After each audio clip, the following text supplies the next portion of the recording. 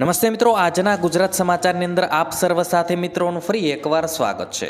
તો આજના સમાચાર વિશે વાત કરું તે પહેલાં તમને જણાવી દઉં કે વિડીયો ખૂબ જ અગત્યનો છે અને આજના સમાચારની અંદર ખેડૂત ઉપયોગી સમાચારો વિશે વાત કરેલી છે। તો વિડીયોને છેલ્લે સુધી જોતા રહેજો અને ચેનલને હજુ સુધી સબસ્ક્રાઇબ ના કરી હોય તો તે પણ કરી લેજો। તો મિત્રો વાત કરીએ આજના પ્રથમ સમાચારને લઈને। તો સાતમ આઠમના દિવસે લઈને મોટી આગાહી। મિત્રો, હવામાન વિભાગે આગામી 7 દિવસને લઈને વરસાદી માટે આગાહી કરી છે। હાલ સાયક્લોનિક સર્ક્યુલેશન સક્રિય છે, તેથી સાતમ આઠમના દિવસના તહેવારોમાં વરસાદ પડી શકે છે। 25 ઓગસ્ટે દક્ષિણ ગુજરાત સહિત વિવિધ વિસ્તારોમાં ભારે વરસાદની આગાહી છે અને 26 અને 27 ઓગસ્ટે દક્ષિણ ગુજરાતમાં ભારે વરસાદની આગાહી છે। સૌરાષ્ટ્ર, કચ્છ અને દીવમાં ભારે વરસાદ વરસી શકે છે। ત્યાર પછી મિત્રો મહત્વના સમાચાર વિશે આગળ વાત કરીએ તો અંબાલાલ પટેલની નવી આગાહી। મિત્રો, અંબાલાલ પટેલે નવી આગાહી કરી છે। તે અનુસાર 22 થી 23 ઓગસ્ટ સુધી રાજ્યમાં હળવો વરસાદ પડશે। 24 થી 27 ઓગસ્ટ દરમિયાન સુરત અને ભરૂચમાં 10 ઇંચ જેટલો વરસાદ પડી શકે છે। પંચમહાલ અને વડોદરામાં પણ ભારે વરસાદ વરસી શકે છે। 23 થી 26 ઓગસ્ટમાં ગુજરાતમાં ભારે વરસાદ થશે। મિત્રો, ગણેશ ચતુર્થીના દિવસે પણ વરસાદની શક્યતા છે અને સપ્ટેમ્બરમાં પણ મેઘરાજા ગુજરાતમાં પોતાની કૃપા વરસાવશે। ત્યાર પછી મિત્રો મહત્વના સમાચાર વિશે આગળ વાત કરીએ તો નવી સિસ્ટમ સક્રિય। મિત્રો, હવામાન વિભાગે ફરી એકવાર રાજ્યના ઘણા વિસ્તારોમાં ભારે વરસાદની આગાહી કરી છે।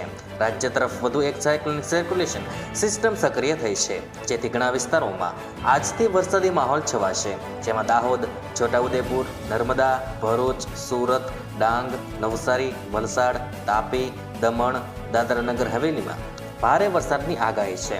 25 ઓગસ્ટે ખેડા, પંચમહાલ, વડોદરા, છોટાઉદેપુરમાં ભારે વરસાદ ખાબકશે। ત્યાર પછી મિત્રો મહત્વના સમાચાર વિશે આગળ વાત કરીએ તો અંબાણીના આ રિચાર્જ પ્લાનને ધૂમ મચાવી। મિત્રો, મુકેશ અંબાણી તેમના ગ્રાહકો માટે એક ધમાકેદાર પ્લાન લાવ્યા છે। રિચાર્જ પ્લાન મોંઘા થયા બાદ ગ્રાહકો મૂંઝવણમાં છે કે કયો પ્લાન સારો રહેશે। અહીં તમને કેટલાક ઉપયોગી પ્લાન વિશે શેર માહિતી કરીશું।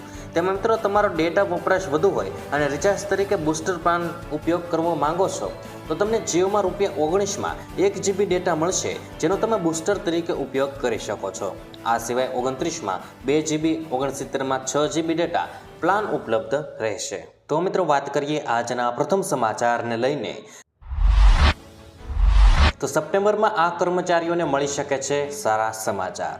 મિત્રો, કેન્દ્ર સરકાર સપ્ટેમ્બરમાં મોંઘવારી ભથ્થામાં 3% વધારો કરી શકે છે। આ સાથે કુલ મોંઘવારી ભથ્થું 53% થશે, જેને જુલાઈ અને ઓગસ્ટના 2 મહિનાનું એરિયસ પગારમાં મળશે। મિત્રો, સપ્ટેમ્બરમાં ડીએ અને ડીઆરમાં 3% વધારો જાહેર થઈ શકે છે, મિત્રો જે 1 જુલાઈ 2024થી લાગુ ગણાશે।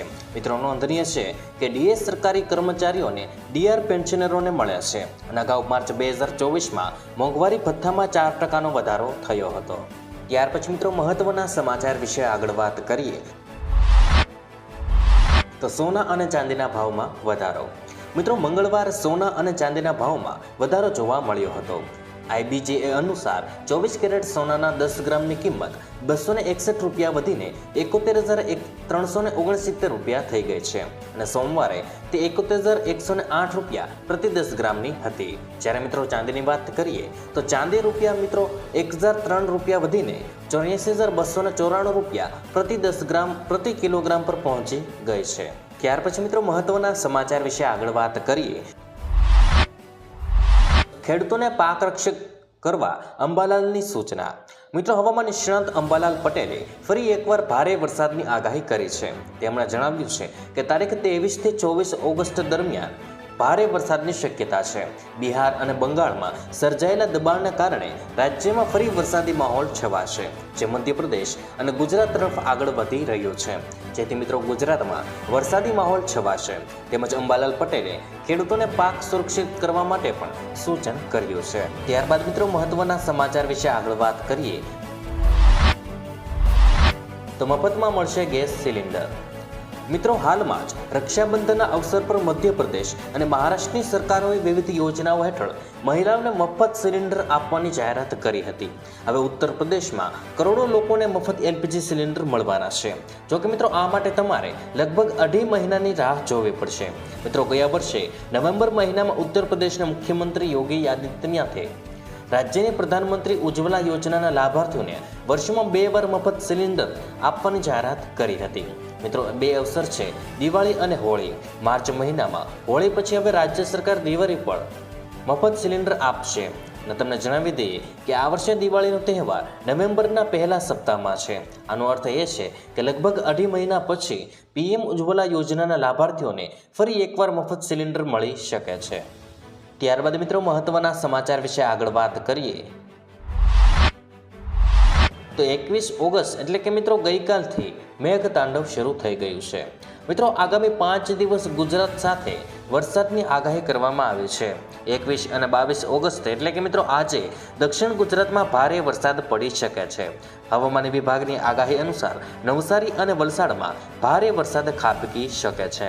અને મિત્રો, રાજ્યના ઉત્તર ગુજરાતના જિલ્લાઓમાં વરસાદની આગાહી કરવામાં આવી છે.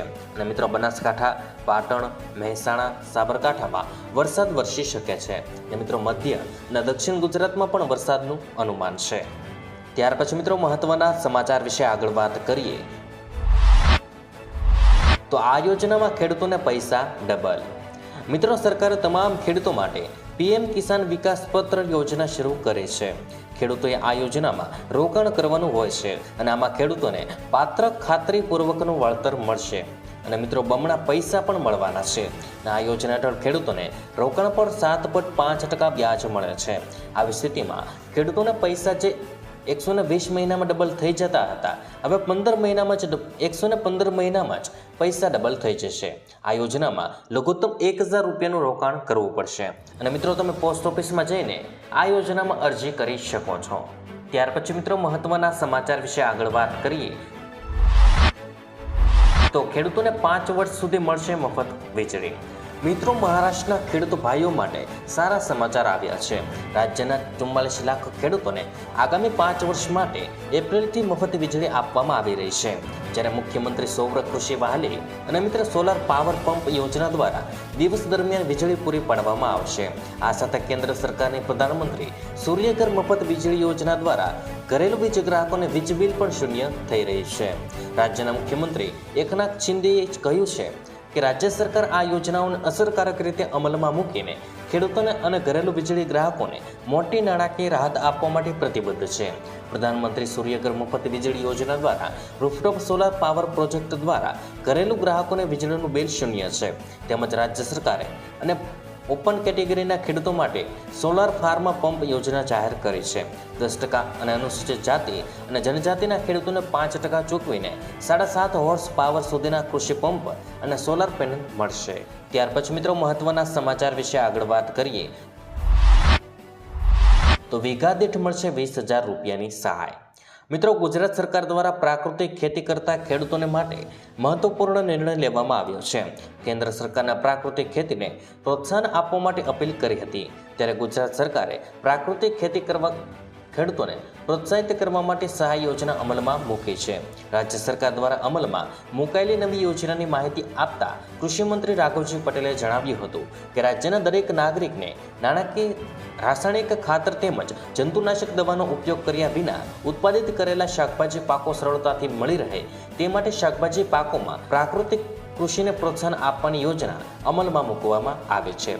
આ યોજના હેઠળ શાકભાજીની ખેતી પ્રાકૃતિક ખેતી પદ્ધતિથી કરતા હોય તેવા ખેડૂતોને બિયારણ, પ્રાકૃતિક ઇનપુટ ખેતી ખર્ચ તથા શાકભાજી પ્રાકૃતિક ખેતીને પ્રોત્સાહન મળે તે માટે 20,000 રૂપિયા પ્રતિ હેક્ટર સહાય આપવામાં આવશે. આ યોજનાના અમલીકરણ માટે રાજ્ય સરકાર દ્વારા અંદાજપત્રમાં 1,000 લાખની રકમ ફાળવવામાં આવે છે. ત્યાર પછી મિત્રો, આજની હવામાન આગાહી વિશે વાત કરીએ તો હાલ એક સાયક્લોનિક સર્ક્યુલેશન સક્રિય છે, જેના કારણે ગુજરાતમાં વરસાદ વરસી રહ્યો છે. મિત્રો, હવામાન વિભાગે ગુજરાતમાં આગામી 7 દિવસ કેવું હવામાન રહેશે તે અંગેની આગાહી કરી છે. જેમાં તેમણે કેટલાક જિલ્લાઓમાં અતિ ભારે તો અનેક જિલ્લાઓમાં ભારે વરસાદ પડવાની આગાહી કરી છે. મિત્રો, હવામાન વિભાગના અમદાવાદ કેન્દ્રના મૌસમ વૈજ્ઞાનિક રામેશ્વર યાદવના જણાવ્યા પ્રમાણે આવનાર 7 દિવસ માટે તમામ જિલ્લાઓમાં હળવાથી મધ્યમ વરસાદની આગાહી છે. આ સાથે તેમણે ચોથા અને પાંચમા દિવસ એટલે કે શનિ અને રવિવારના દિવસે માછીમારોને દરિયો ન ખેડવાની સલાહ પણ આપી છે.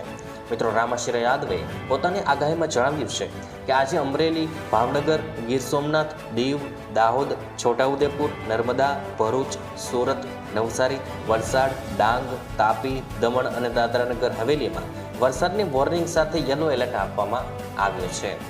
મિત્રો, શુક્રવારની વાત કરીએ તો તેમણે કહ્યું છે કે નર્મદા, ભરૂચ, નવસારી, વલસાડ, દમણ અને દાદરાનગર હવેલીમાં વોર્નિંગ અને યલો એલર્ટ આપવામાં આવ્યું છે. અને મિત્રો, શનિવારની વાત કરીએ તો હવામાન વિભાગની આગાહી પ્રમાણે શનિવારે ડાંગ, નવસારી, દમણ, દાદરાનગર હવેલીમાં અતિ ભારે વરસાદની વોર્નિંગ સાથે ઓરેન્જ એલર્ટ અપાયું છે. આ સાથે મિત્રો, દાહોદ, છોટાઉદેપુર, નર્મદા, સુરત અને ભરૂચમાં ભારે વરસાદની આગાહી આપવામાં આવી છે. તો મિત્રો, આજના દરેક સમાચાર અહીં કામના પૂર્ણ થાય છે. આપને કહેવા લાગ્યા એ કોમેન્ટ બોક્સમાં જણાવી દેજો. અને વિડીયો કામનો લાગ્યો હોય, સમાચાર ઉપયોગી લાગ્યા હોય તો મિત્રો આ વિડીયોને એક લાઇક કરી દેજો, જેથી કરીને અમને પ્રોત્સાહન મળતું રહે.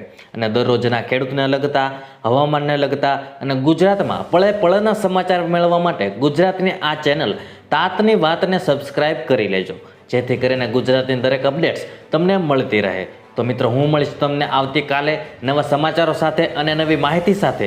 ત્યાં સુધી મિત્રો મને રજા આપશો. ધન્યવાદ.